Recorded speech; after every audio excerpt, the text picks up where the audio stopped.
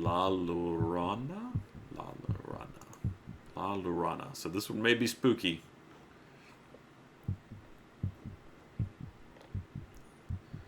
Not sure how to pronounce this. La Llorona. La Llorona. We'll go about that. Thank you, Caitlin. And Emotional Panda. And Satan Caitlin. And Sarah. And Megan. And Tabby. And Orion. You guys are all amazing. Thank you for dropping by.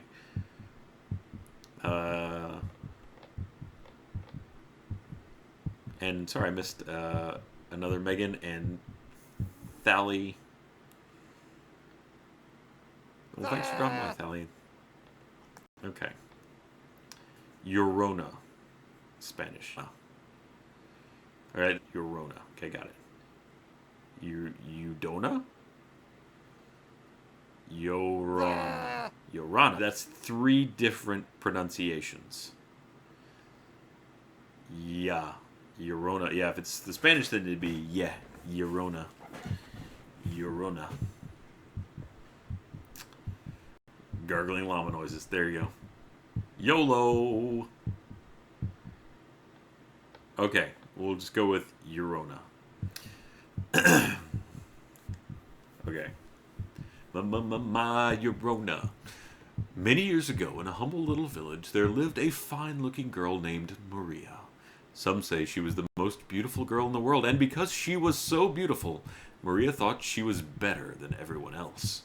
As Maria grew older, her beauty increased, and her pride in her beauty grew too. Thank you, Moo.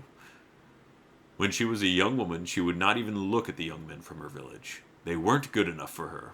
When I marry, she would say, I will marry the most handsome man in the world. It's a Corona joke there. And then one day, into Maria's village rode a man who seemed to be just the one she had been talking about. He was a dashing young ranchero, the son of a wealthy rancher from the southern plains. He could ride like a Comanche.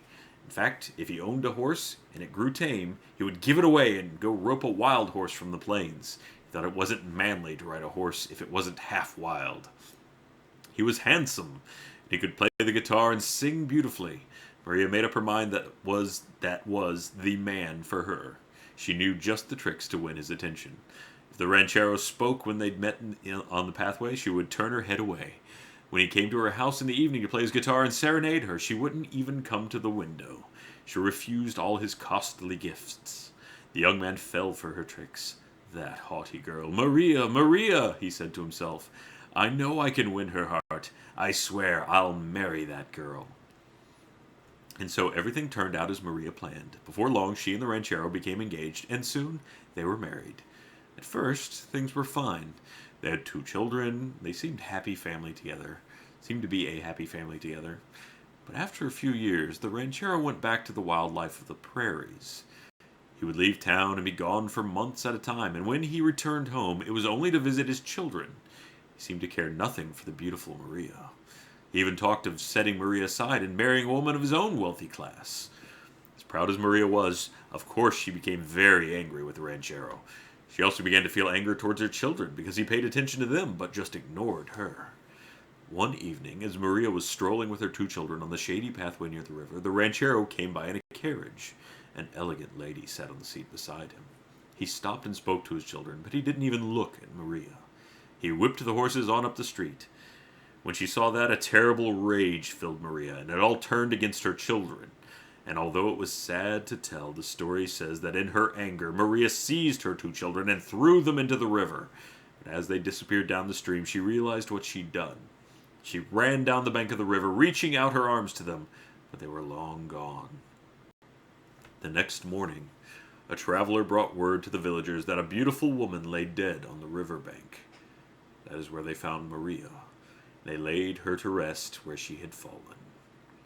But the first night Maria was in the grave, the villagers heard the sound of crying down by the river. It was not the wind. It was La Llorona crying, "Where are my children?" And they saw a woman walking up and down the bank of the river, dressed in a long white robe. the way they had dressed Maria for burial. On many a dark night they saw her walk the riverbank and cry for her children, and so they no longer spoke of her as Maria. They called her La Llorona, the Weeping Woman, and by that name she is known to this day.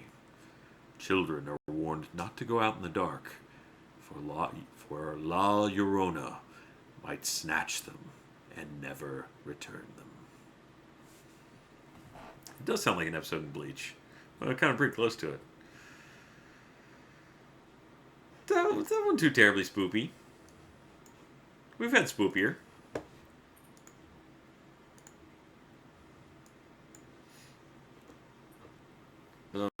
Well, anyway, thank you all so much for joining me on this special spoopy stream. What an evening we've had. Oh, everybody go to bed or to your respective homeworks. But again, thank you all so very much, everybody that has watched, subs, non-subs, cheerers, non-cheerers. Just thanks for hanging out. But obviously, a special thank you to everybody that takes the time to sub or cheer. You guys are awesome. I really appreciate it. I hope you all have a wonderful night. I will be back on Thursday with something. Maybe more of this. I don't know. It's been interesting. But hey, if you liked watching this, keep an eye out for the, I think it's already maybe started going out. They did the Outlast 2 demo, but there'll be a Play Pals from Gavin and Michael in the entirety of Outlast. So, as you can imagine, I'm sure it will be good. And they probably won't take as long to get out of the basement as I did. So, there's that. Anyway, thank you all. Thank you, Mardi Gras. If you don't have any homework, then you're free. It's all, go wild. And thank you on, oh, somebody just subbed. Wait. Hanyo. Thank you, Hanyo. And Phoenix Knights. Thank you for the resubs. Alright.